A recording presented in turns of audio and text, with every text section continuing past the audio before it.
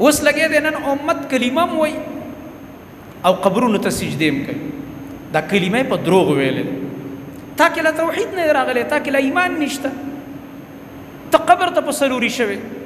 د قبر کاڼي پورې ته د عقیده تړي چې دا کاڼي چې په ځان پورې راکاږي دا بدن ته شفا ورکوي، بدن نه دردونه وباسي، دا چې کوم دی د بدن نه څوک وایي باد وباسي او څوک وایي دا تکلیف لري کوي. دا نبی علیہ السلام خو د صحابو دومره مضبوطه عقیده جوړه کړې وه چې عمر فاروق رضی الله تعالی عنه د کعبې طواف کوي او طواف د کوم ځای نه شروع کیږي؟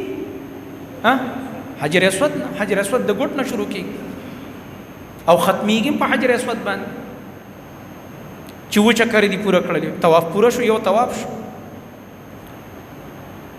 او هغه حجر اسود ته عمر فاروق رضی الله عنه گویا کیږي او ورته فرمایي چې انی اعلم انک حجر.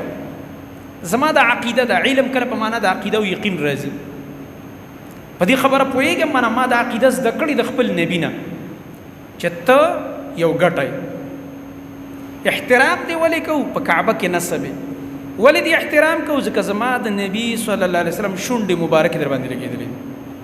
جنت نه راغلی کاڼی دی، ښه جنت نه راغلی کاڼی او نصب په کعبه کې دی.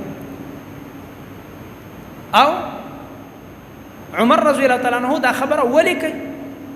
دا د دې دپاره کوي صحابو خو عقیده صحیح وه او توحید کې ډېر کلک.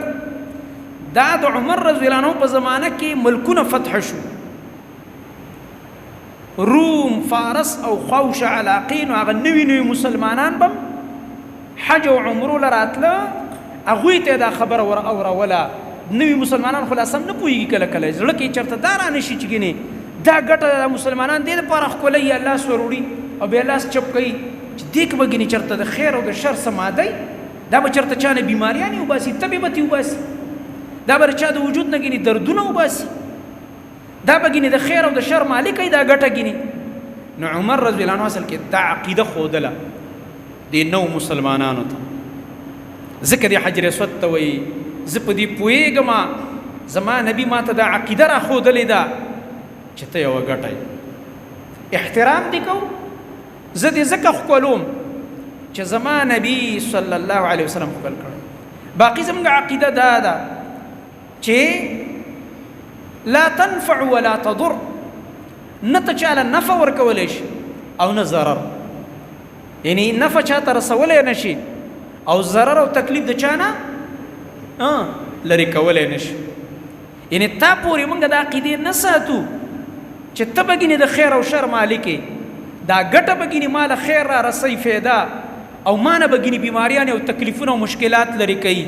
نه نه نه نه، ځکه دې ښکلوم چې زما نبي صلی الله علیه وسلم ښکل کړی.